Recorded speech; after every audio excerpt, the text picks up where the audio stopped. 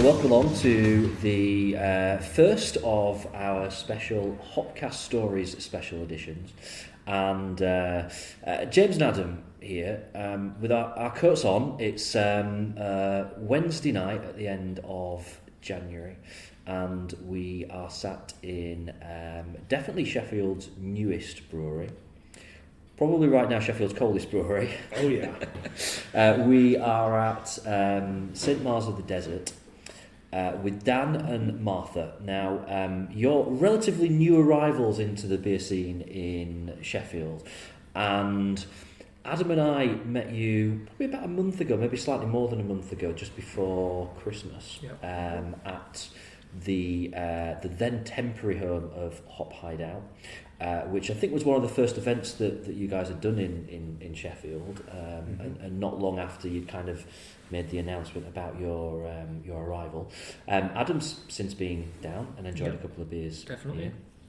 And I'm sure we'll chat about that a little bit later on. The reason that we wanted to come and kind of ask you guys to kind of tell us your story was that in the space of kind of 10 minutes chatting at Hop Hideout, it became apparent that this is not just a standard, here's two people that thought, let's set up a brewery, where should we do it? That place is cheap, let's go there.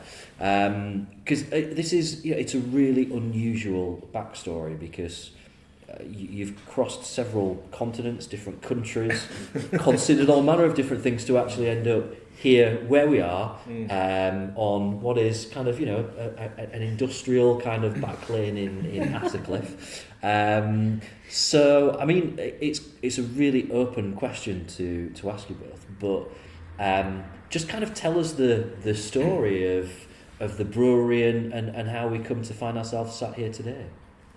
All right, well, to set the scene, we're in Attercliffe, deepest, darkest Attercliffe, on an old industrial site opposite a huge abandoned old foundry, and we're sort of in a garage building that was part of the office sort of complex for this foundry.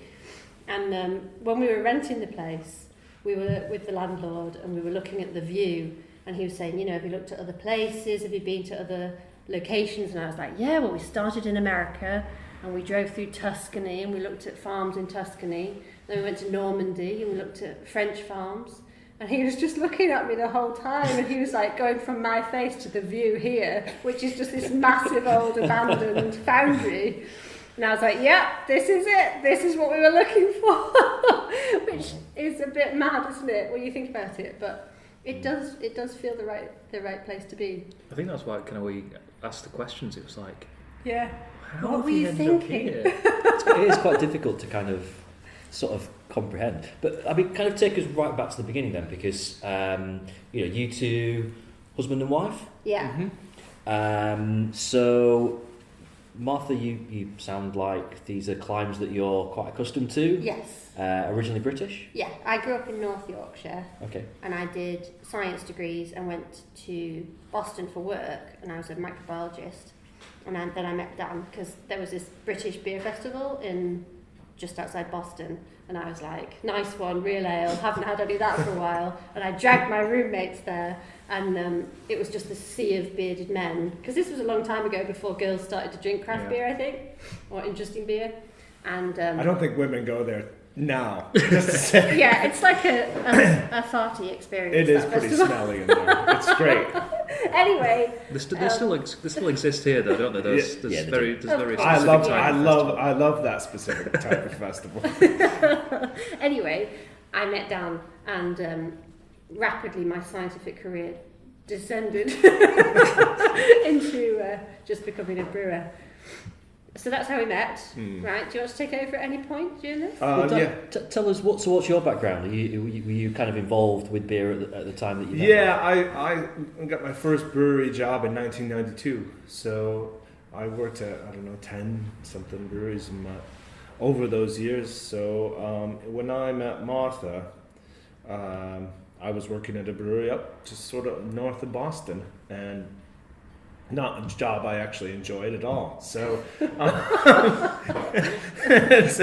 was, but... So really the quest since me and Dan have met is to find Dan a satisfying job in the beer industry. Like he's been in the beer industry quite the whole picky on this time. journey, haven't you? Yeah. But he's a nightmare and he just wants to do his own I know, thing. 27 years later. Yeah. so Well, yeah. it's taken us a long time to get you there, but we're finally at a place where Dan can do whatever Well, he and, you know, I likes. was around in the sort of the beginning of craft beer in New England, and so, you know, the beginning of any industry, there's people are eager to open up breweries, and there's no consumer. So, you know, I went through a lot of breweries where we closed for various reasons or ran out of money or whatever. I have to go run to the next brewery, and that's what it was like for many years. And before there was, these hordes of people who wanted to spend lots of money on craft beer, which is exactly what it is today in New England. But so yeah, I saw the sort of the early days before the brewers were the only people who liked good beer. That's just the way it was back then. But oh yeah. So anyway, getting back, we met Martha in 2003 at this Real Ale Festival. She was a scientist at Harvard, and I was at this brewer's job. They had this brewery job, and before long we hatched a plan to move to the UK. And am I telling the story no, that's right. Yeah. Our plan when we first met was to move back to Yorkshire and build a little brewery in Yorkshire.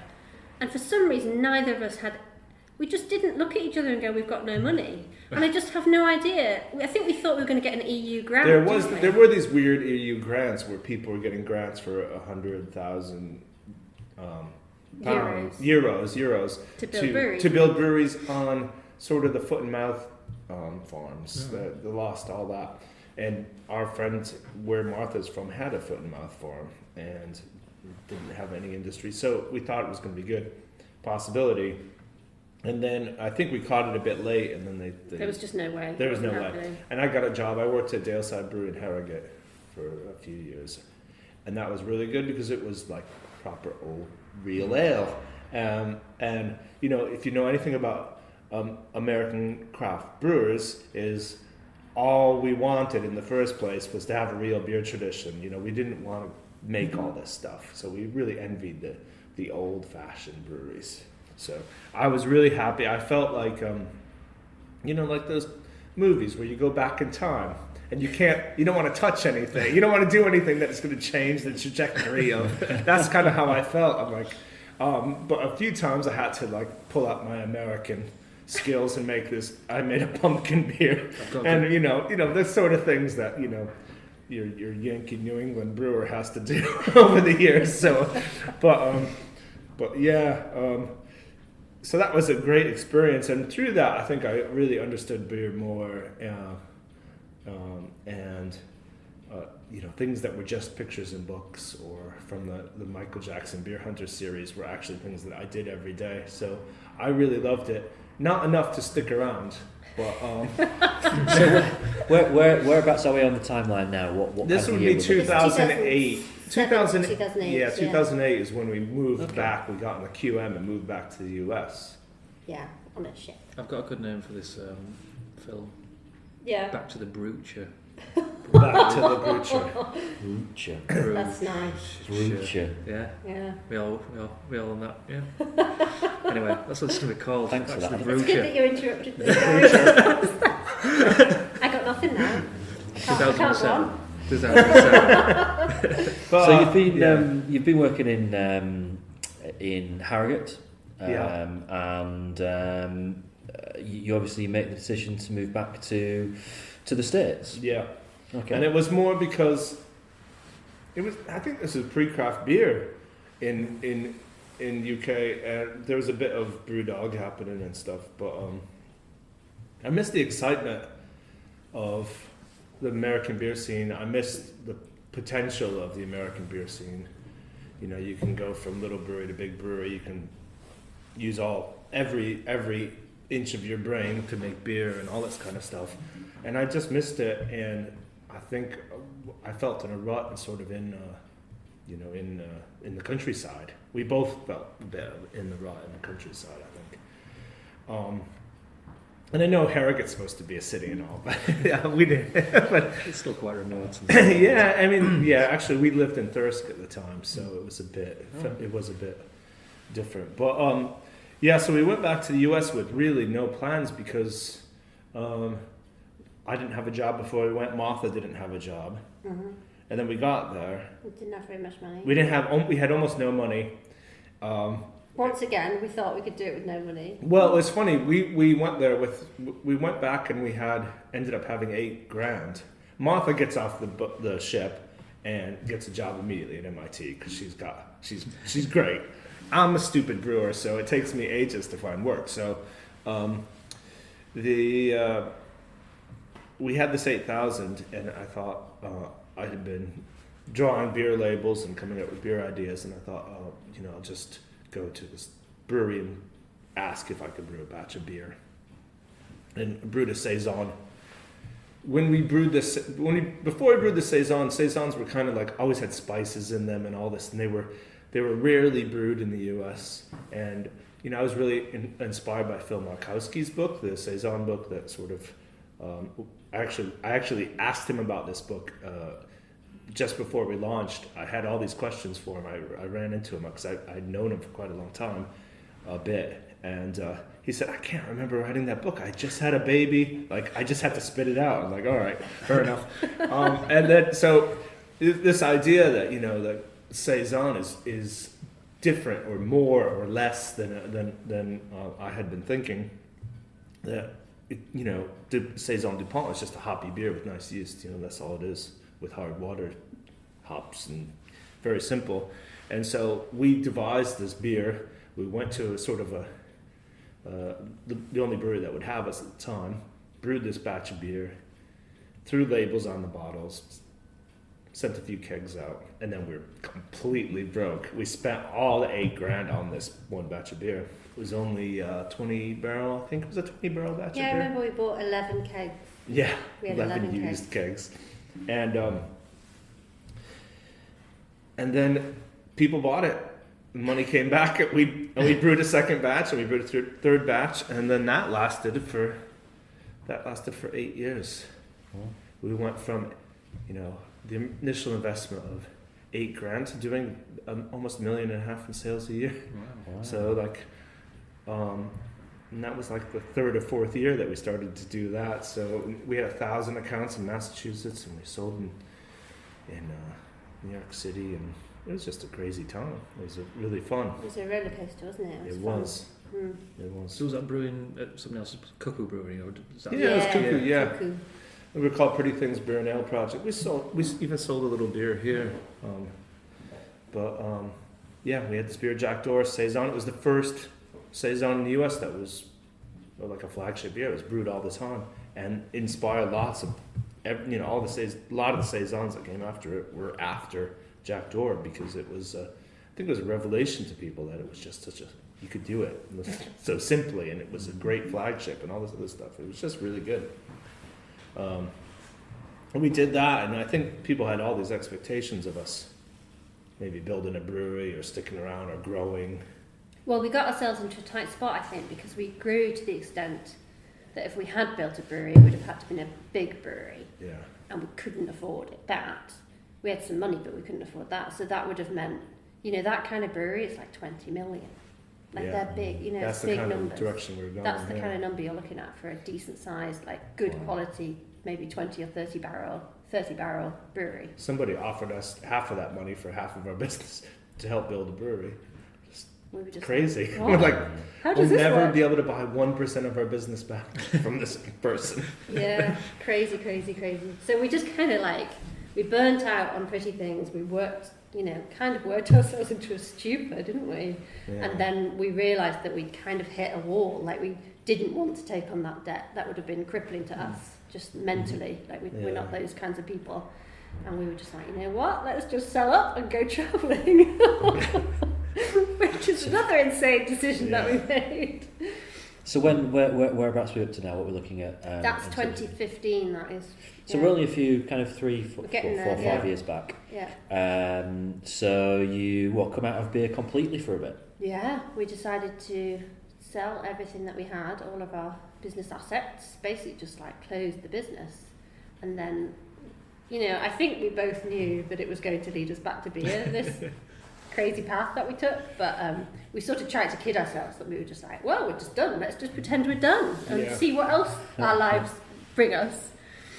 But then every night he's watching Beer Hunter on YouTube. And just a weird, like and I'm still drawing labels and coming up with formulations and stuff. So. Exactly. So so then but it was nice because it gave us. We ended up taking a long time off, 2 years, I guess. We traveled 34 countries. We did like 10 weeks in Vietnam, going up from the south to the north and stuff like that. We worked on farms in Lake Garda, an olive farm in Lake Garda, and we lived in a hut with no electricity up in the Alps in the snow. Wow. It was horrible. It was great. Dad was like, "This is my dream," and I was like, "This is horrible." Anyway, fun times. So eventually we started we admitted to each other that we did want to try and build a brewery, and we started looking at places that we could potentially buy a small property and put a little farmhouse brewery. I think farmhouse brewery is kind of where we've always been, isn't it? Yeah. Which is why we ended up in Attercliffe. Yeah. So am I right thinking that you initially were looking in still in America at this point, or was this? We did look in America, but the big thing about the climate in America, so I couldn't hack the winters anymore. So we just ruled out New England because digging your car out at 2:00 in the morning to go and brew is just awful. I did that for 8 years, and it was too much. Yeah.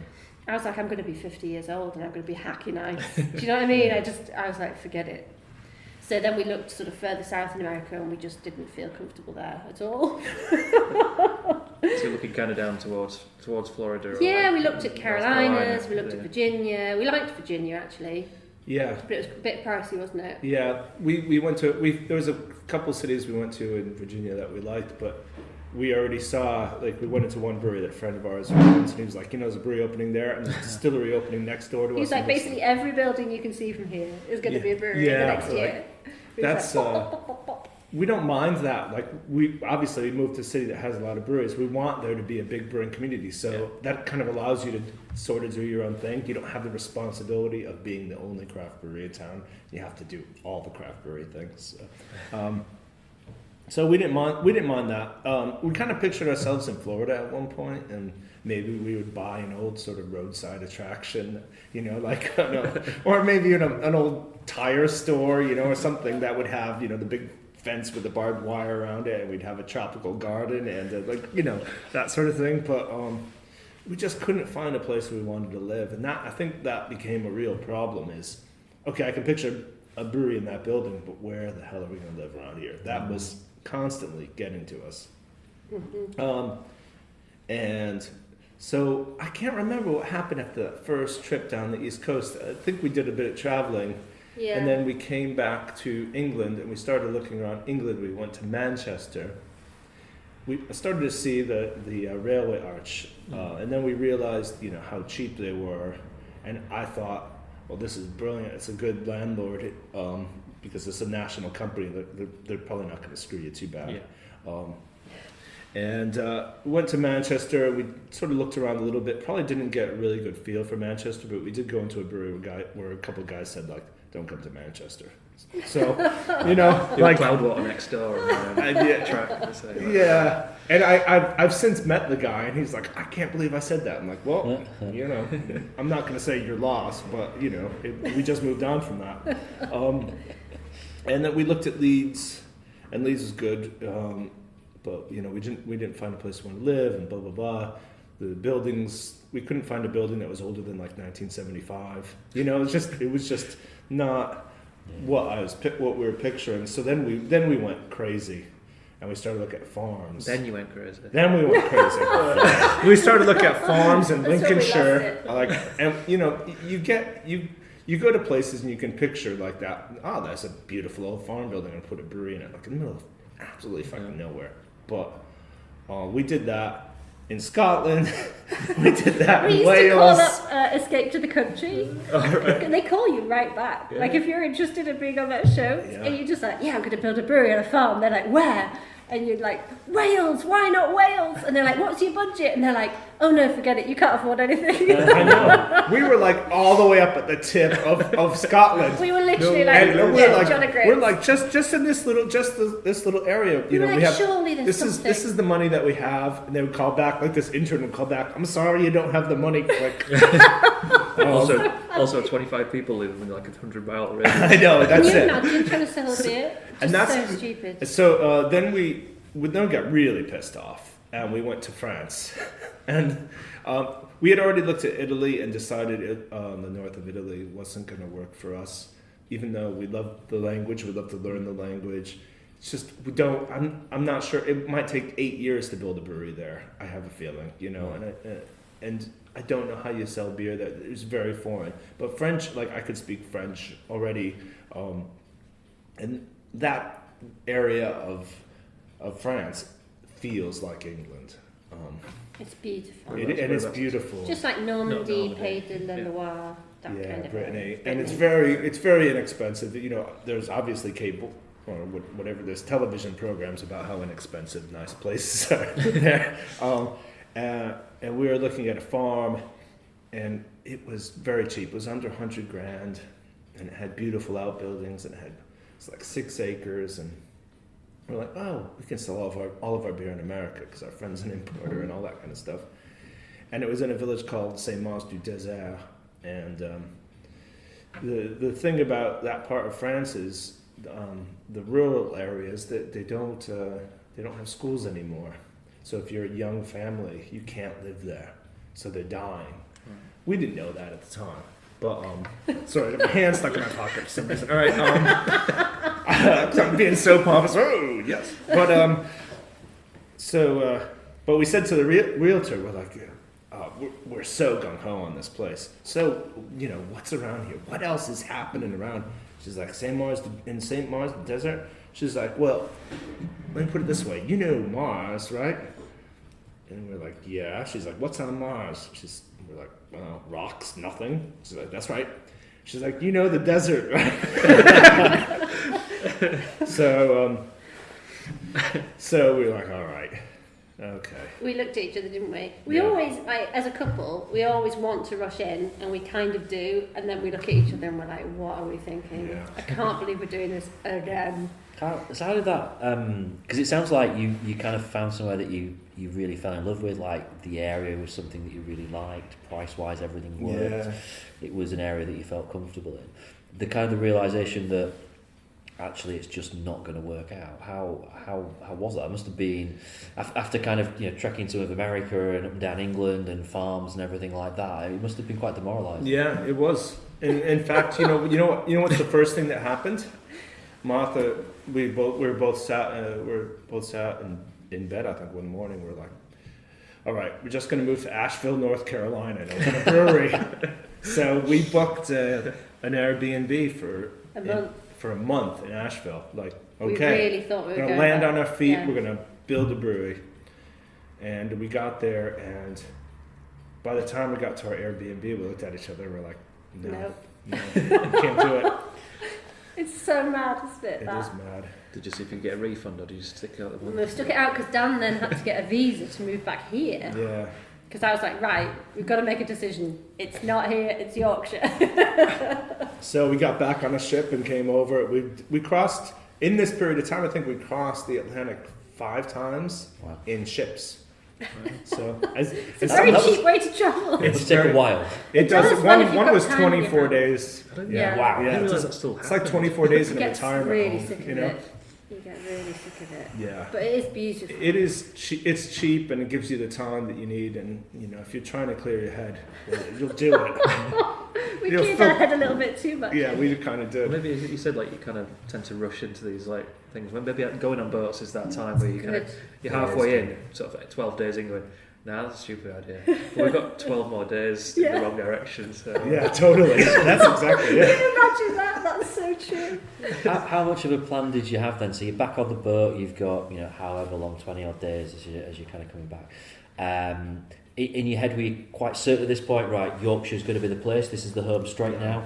Or, you know, after trying all these different places, what was going on in what kind of conversations were you having at that time? No, it's great. So I love Yorkshire. I grew up here. I've always loved it. I knew that money was going to be a real tight thing, but I think at this stage we'd also established that Dan is very much a city person, even though we were looking at a remote farm and he really wanted to buy it. But like really, I think we'd sort of come to that. Yeah.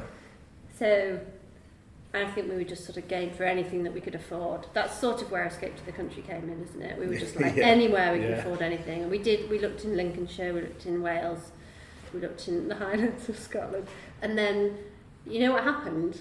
Dan crashed the car, and we were supposed to be getting a cheap flight from Leeds Airport, and that's what brought us to Leeds, right? And then from Leeds we moved to Sheffield because we couldn't drive there anymore, so we had to spend the night in Leeds. And Dan was like, I love it here. Like, this is the best place. And then I was like, well, you're not supposed to say that in Sheffield. No, I know. But then we came to Sheffield. Yeah. And, like, that was it. So that was it, really. Had you been to Sheffield then before then? No, Dan had never been here. No. He'd never been here. I remember seeing a trolley many years ago when we were on our way to the peaks for camping or something like that. Remember, it stuck in my head like, oh, that's probably a real city if it's got a trolley, because I come from, Boston. He's talking about trams, by the way. Yeah, trolley. Right. Yeah, but the trolley. He saw a shopping trolley, he was like, oh, that's a real city. We've got some Morrisons.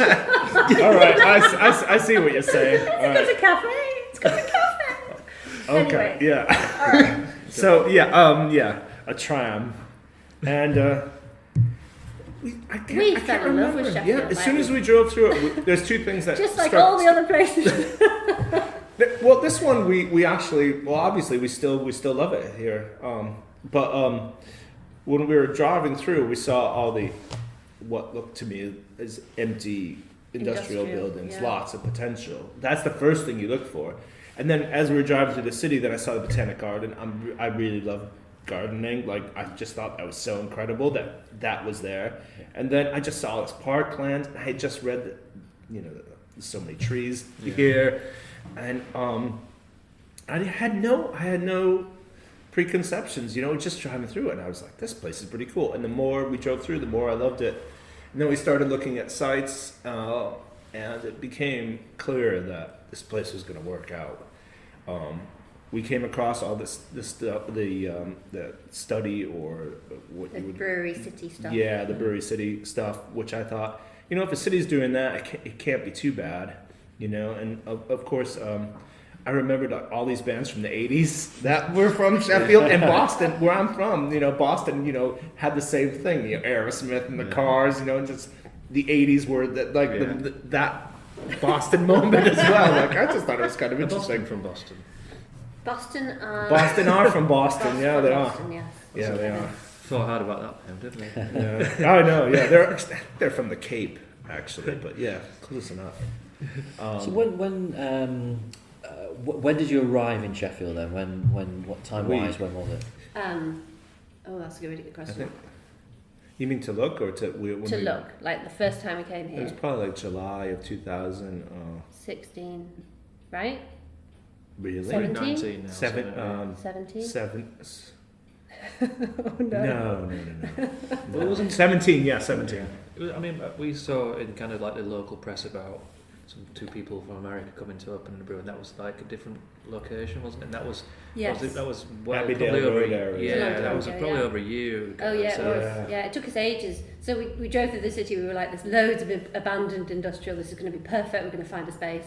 And then every site that we found fell through for Literally. about 8 to 10 months. Like, we were a long time before we found this place. Yeah, we Long were time. wasting a lot of money. We got really frustrated at one point and almost moved to Germany. Under the country on the Could checklist. at some point. But Yeah, we we- bought a house and we live here, so we're not going anywhere. Yeah, but we did have sites fall through, and that's what that article was about. It was about Abbeydale Brewery. No, Was sorry, the old, No. was it an old near building? Abbeydale Brewery. It was the old dairy. The old Yeah, dairy, yeah. near Yeah. Abbeydale Road. The council was definitely an interesting experience because no building was industrial enough for us to put a brewery in. Yeah, change of use is just a killer for small Yeah, businesses. right, okay. If a building if a building has not a continuous history of industry, so if somebody else has come in and open and put a box of something, to stored store a it caravan or for 3 whatever, weeks. then no. then you're done. It's not industrial anymore. So, and we're considered heavy industry in this business, which is crazy when you think about what we Laughable, are. given what we're doing. So we were getting frustrated. Of course, to put it into context, in the U.S. you have to get permission from the local preachers and priests. So imagine us trying to set up in South Carolina. Like, if I think it's 100 yards, or is it 200 yards or something like this? If you have a church there of any kind, you have to get permission from the person who runs it. So there's probably places where you have to get permission from 20, down south, 20 different guys. Can you imagine that? So It's a lot of churches to go to, isn't it? it is too much. Yeah. But Anyway, we got it to work. We found an industrial building. Yeah, this one was continuously industrial. It only closed, 5 or 6 years before we got here, and they were making steel. So there you go. Pretty industrial, isn't it? Yeah. I think that counts. So we really lucked out with this place, and it's a funny area of the city. There's no footfall, but you know what? Like, we're called St. Mars of the Desert. Like, we're going to be weird and far away, right? And We're the outsiders. we really are. Like, that was the whole point. Is like we're not locals. No matter where we went, even if we went in Boston, I would still feel like a bit of an out. So this was to me, this is perfect. If you look at American craft beer, this is the kind of neighborhoods that breweries open in New York City or Kansas City, anywhere, LA. They're not on the main street. You have a dodgy cab ride over, and that's the way it is. And maybe sometimes there's regeneration that happens because of it, and other times it's just a funny place out in industrial backwoods. So when was the point you kind of got the keys, essentially, when you could start working on it? Because we're now in January 2019. I think it was during May of last year, wasn't it? May of 2018. Yeah. We got the keys. Sweet. It's interesting. Obviously, Adam and I kind of spoke about this on one of our podcasts before we met either of you, when we saw it somewhere on the internet or on a newspaper story or something. And I think we kind of joked at the time, saying like, is this two people that have just landed in Sheffield and thought, well, that place will do, and not realising that Attercliffe's kind of it's been through quite a bit, and the kind of area that it is. What have you always been certain about this place, or have there been points where you've kind of stopped and kind of wondered, is it right? Is it going to work out, or has it been full steam since last summer? It has been full steam, but we still wake up and that's the story of being a small business owner, trying to do something new where you've risked all your money. Of course, we still have the night horrors. When you wake up and you're like, what were we thinking? It's never going to work. I mean, definitely. And we're in the early stages of our business, and it's very hard to find us, and people don't know that we're here, and it's going to be a tough slog to make this business work. There's no doubt about it. But I really love it. Oh, that's great. I really do. To kind of move on that, so to anybody who's listening and not being up here, can you explain what your setup is, what you've got, and kind of what it kind of looks like? So we're in a yard, basically off the street. There's sort of black iron railings, so you have to find us through a gate. And when we're open, we have a sandwich board outside, so you can find us. You come in through the gate, and you walk through the yard, and you'll see a sort of L-shaped arrangement of buildings, and they're sort of, I don't know when they were built, but they're very basic garages, basically. And one of them is a tap room where you can come in and meet us and have a beer, and you can buy bottles to take home. And then the other building is the brewery, and you can have a tour of the brewery if you like. We'll show you around. And that's really it. So we've got two buildings, tap room and brewery. And I have a print shop as well, because I'm doing some screen printing, which is a good laugh. It brings you on to actually kind of your bottling, your artwork and stuff. If you come in here, it's completely painted, and there's lots of stencil-y kind of artwork and stuff. Mm-hmm. It's really, you've done an amazing job, personally. Thank you. It's a real brand, isn't it? Everything you can see, and you see you've got t-shirts and stickers and stuff, and everything is really sharp, and it's kind of all fits together. So that's something you've done then, is that?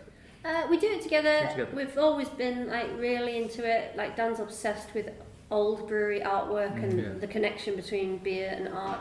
I think it's a fantastic sort of age-old connection, isn't it, between how a beer looks and how it tastes. It's lovely. So we've always wanted, like, this is our dream, is to create a whole little world. I feel like when you come in the door, you're like entering a new world. Yeah, it does feel like It's kind Called of Mars. it's kind of nice because like there's not been too many photos on the internet of it, and it still surprised me when I first came in. I'm like, oh, this is. Oh, brilliant! It's kind of cute, but in like a really kind of. It's like modern. It's like a nice mix of like modern and kind of traditional. It's like really. What do you think, James? You've not been Yeah, I in, mean, have you? from a beer drinker's point of view, it's the kind of place that you dream about just stumbling across when you visit a city for the first time. Like the first time that you, I remember you don't stumble across them the first time you go to Manchester and you kind of find yourself in the railway arches and you're in these little kind of tap rooms and stuff, and you're sort of like, wow, this is great. And this place has that feel of, you know, when you kind of find it for the first time and you're like, this ticks every box for me. It's just it's got a really welcoming atmosphere, I think. But that's got to bring us on to a question about the fact that, you know, we got a taxi here from town, obviously, because we were coming. You're not open tonight. We were coming to record this. What's your kind of plan to get people along here? Because you kind of acknowledged earlier the passing trade maybe is limited. And I mean, let's be fair. You have customers now. You know, you've been open for a little while. You've got customers. You'll talk about the fact that you've got some regulars now that are coming along. But what's your kind of thoughts about how you're going to get kind of people down here? Well, we are really accessible, so lots of buses and trams come past Attercliffe, so it is actually easy to get here. The key is that they know we're here, you know, like it's easy to get to us when you know we're here. You can also walk along the canal and the River Don, the 5 Weirs walk, so there's actually there's nice ways to get here as well. But yeah, certainly getting the word out that we actually exist and that there's a tap room here to enjoy is a struggle. Well, the great thing about brewery tap rooms is you're surrounded by people who find it's worth the while to come to them. So, but when I used to go to Belgium when I was much younger, in the mid '90s, I would go to places like the Dola Brewery, and they have the magnificent tap room there. If you go around that little town, you say, "Oh yeah, I'm just waiting for the tap room to open at Dola," they'll say, "Oh, why are you going there?" I'm like, "Well, I'll tell you why, because I flew here to go there from Boston." And they're like, "Oh, that's the rubbish. Oh, no, you should be drinking, you know, all this other stuff. You should be drinking Leffe or whatever, you know, or Jupiler. But, you know, for people who want to go to a place, there's nothing better to have this, you know, place to go where you don't have to mingle with people who don't want to be there. I mean, that's basically it, you know, so... we want to welcome as many people here. You know, we want people to enjoy our beer. We're going to have a very wide range, I think, at the end of the day, which people don't really realize yet because we've been a 2-beer brewery for a month. It feels like years, but only a month. You know, to walk through the door and actually, you know, as you say, it's a bit branded, but I think the important thing is when you come into a place, and this is what we always missed with Pretty Things in the US, is we never had a place people could come. So we had to make the world feel like it was our place. In a way, you know, we would do events and, you know, but here you can come into this tiny little space and it's what we dreamt of, you know, and the things, all these signs on the wall are things I've collected over the years and, you know, it's a mishmash of all of the various beer experiences we've had in all over Europe and America, and you know, so yeah, there you go. Like I wouldn't want this on the main street. There's nothing. It's kind of.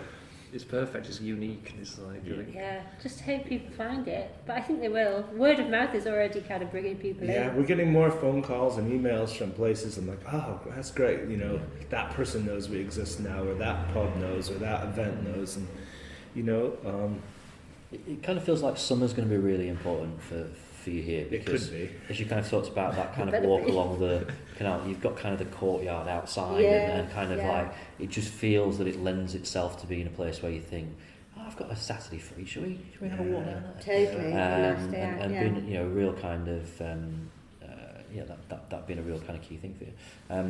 You kind of touched a little bit there on the fact that you know, the beer side of things, which is something we've not talked a lot about. We've talked about, you know, one beer that you've brewed in the past. Yeah. So, you know, just tell us a little bit about where you're at in terms of beer and what the plans are for the future. Right. So we started off with what I would call two pretty simple beers, basically a pale ale and something that was the ale equivalent of pills, basically. You know, they were inspired by, you know, people like De La Seine and, you know, but and Daranka and, you know, some other people. But in general, I think when this is evolving a bit in our heads. One thing I don't think we realized, even though we were kind of around, you know, the British craft beer scene a bit, and we've been to like the Indie Man Beer Con and things, we weren't sure how people were going to respond to us and our beer and stuff. We didn't know whether we had to be, you know, more dialed back, more crazy. Well, the answer has been pretty. The answer is crazy. It's crazy. We need to be crazy. So, so we can be like we would be in America here, in some ways. So we're doing all kinds of fun beers. Right now we're experimenting with different yeast strains already. So we're using the Saccharomyces bruxellensis Trois yeast, which used to be considered a Brettanomyces yeast, and so we're doing a lot with that right now. Where I think we're on a second beer with that. We're blending that with another yeast, so we're going to have that sort of thing with saisons.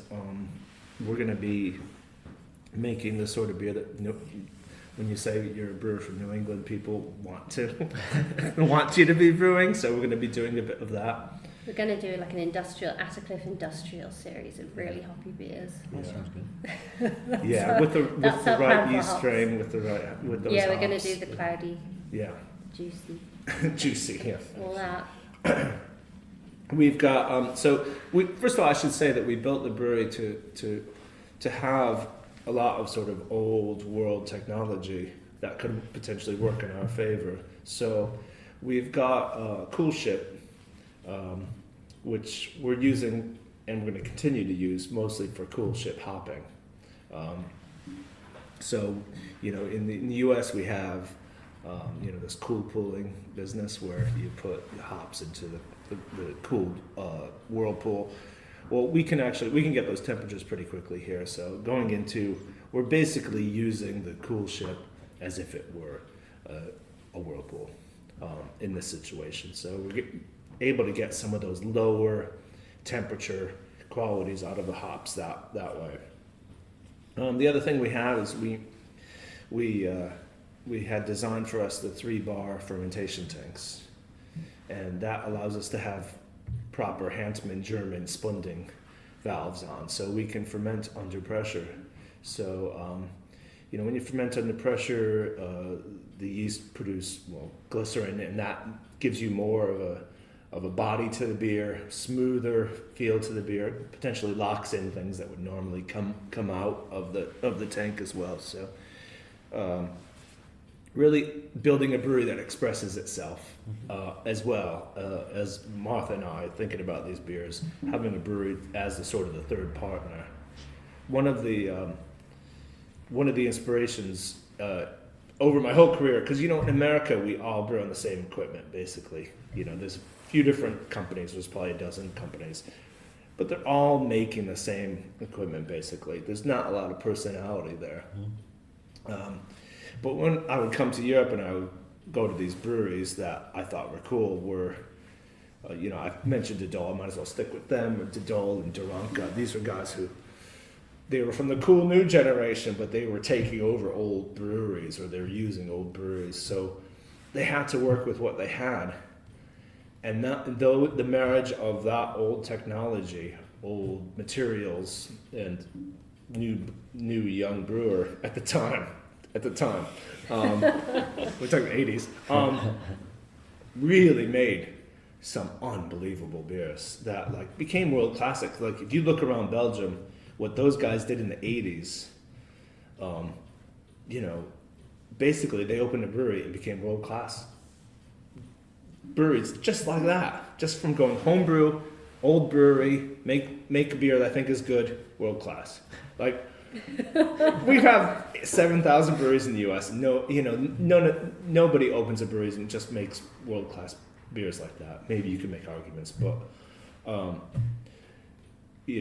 that I want to be the best brewery in the world or I want to be world class or anything. I just want. There's a magic that happens when skilled brewer with crazy idea meets quirky equipment. Yeah, that's where the magic is. That's sort of what we're looking for, and that. The brewery, I'm sure, their breweries have kicked their asses for almost a generation now. They've gotten their asses kicked. They probably hate the things. But, and so, like, in the same vein, this brewery's been kicking our ass a little bit, so it's really good. It's really good. We today was the first day we hit our gravity. Yeah. Brew 5. Yeah. I'm not impressed by that. Yeah, I'm not impressed by that. That's that's what we're looking for. We're looking for a place of character, to build a place of character that, I've probably got 10 years to go in my career. It'd be if you're lucky. If I'm lucky. It'd be nice if it was spent making something, doing something worthwhile and fun. So the other things that we have that I say old world technology is we have a mixer in our bright beer tank where we can use for doing proper bottle re-fermentation to keep the sugar suspended while we're bottling. Mm-hmm. And the last piece that's not here yet is we're getting our first foeder in a few weeks. So we're getting a huge wooden barrel. Yeah, 1,000 liter wooden fermentation vessel with a manway door. All the things you would have, but it's an old red wine foeder, right? Yeah, from Germany. It's they're shaving the insides now and redoing all bits of it. So that's to allow us to do, as you would imagine, sour beers and things like that. So we're going to try to devise a way to make sort of fun, sort of quickish sour beers without doing kettle souring. Yeah. But through fermentation in those tanks, so we can have a nice turnover over the summer of different beers like that. And then, if all right, if all goes well, the quirkiness. Yeah. The cuckoo clock up on the. But the quickest thing about the cuckoo clock is that it's actually 1:15, then it's just come off. Really? Oh, we spent ages trying to get that to time. No, you know why? Yeah. Oh, it's because somebody wanted it to cuckoo, didn't they? Yeah, So they did. The last taste.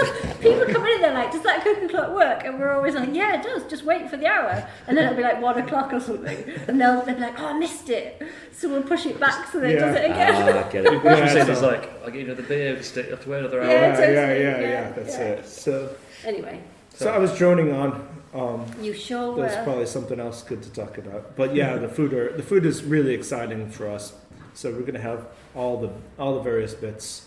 And if we prove this business to be a workable business, we have the cool ship to make funky, fun stuff with. Spontaneous beers. What's quite interesting, just listening to you speak over kind of the last 5 or 10 minutes there, is the fact that for a lot of people, starting in Boston and all that journey that you went on and ending up in Sheffield, that would probably be like enough of a journey for a lot of people, and yet it's really apparent the way that you're talking about the plans and the beers that you want to do and the equipment that you're getting in is that this is kind of the start of the actual journey now, isn't it? Yeah, that's just been like, that's the prelude, it's 45 minutes talking about the prelude. This is where the fun really starts. Well, that's it. That's the thing. Like, and it doesn't have to be super successful because we already kind of had that. So what we want to do is make something that everybody loves, and we get a lot of satisfaction out of it. And make really good, funky, weird beers, and Yeah, totally. We just want to make a living, feed the cat, and have fun. That's really the goal, isn't it? We're not trying to be anything big. Yeah. But yeah, this is what you've wanted your entire professional career, That's and true. you finally got there. I And it's know. taken us a long 27 time. years. So Like, come down, some people. drink some bloody good beer. Yes, yeah, Exactly, come on down. please, yeah. So you mentioned obviously about the key thing now is people finding you. So if there's anyone that listens to this that thinks, yes, I want to go, but I've got no idea where they are or anything like that, how do they find out more about you? Our website is beerofsmod.co.uk, St Miles of the Desert, Smod. We're on Instagram, we're on Twitter, we're on Facebook. We're just on, I can't remember the bus numbers, 52, X1, tram, yellow line. Just call us up, the phone number's there, I'll tell you how to get here. We update, if you go on Google and you Google us and it shows the map, you have there a you little go. picture of the map and the hours. The hours she does, so Right. those are to date. So if it says we're open at noon, you can get in the cab or whatever you're gonna do. Totally. And children are allowed, dogs are allowed. And Everybody anything else. goes. all the other, I don't know. Cats, fine, guinea pigs. I mean, Anything. the final question that we've got to ask really is, you've obviously covered a lot of miles to kind of get to the point that you're at now. Fair to say, I think, probably the majority of people might have given up on that dream somewhere along the line and maybe just decided to get a nice job in a bar or something like that. But has it been worth it? Yeah, it has been. It's funny. That's a weird question because it hasn't really started, but When you're a small business owner, it is a hairy situation. I remember this when we started Pretty Things as well. You have moments where you're just like, oh, it's just not working. And you just have to keep pushing harder and harder and harder to make it work. And so there's those moments. But then when we're brewing, like we brewed today, and you're just so happy, and it's so good, it's so fulfilling, and that is what we're here to do. So it really is. It is worth it. yeah, I think so. And I should say I love real ale, and we've enjoyed drinking beer all over this city. So I love the places. The people are cool, interesting, different. I'm such an American. I always felt I was about 5% American, but I'm probably a little bit more. But yeah, it's a different place, and so it's a real challenge to get to know people. And the markets are different in the U.S. and here. There's this sort of unbridled enthusiasm in America it can drive you crazy sometimes. And here, people are a lot cooler. They're just cool. Cool. You tell them, we started a brewery I started a brewery yesterday. All right. All right, nice great. one. Yeah, Right. what do you want? Yeah. Well, I love it. Yeah, We've had a lot. you want a medal? But any part we can play in what's going on in Sheffield for beer, I think we totally want to play that. We should, as far as I'm concerned, everyone should be enjoying making this a better beer city, and we have no ego, so we'll play our tiny little role in that. But I love the fact that there are people like you guys and Jules and beer festivals, and people are writing reports for the city and things like this, talking about beer, because when you look at what it's done in the U.S., it's unbelievable. It's one of the only industries that's doing really well in the whole country, and there's something good about inventing something that people imbibe and have fun with.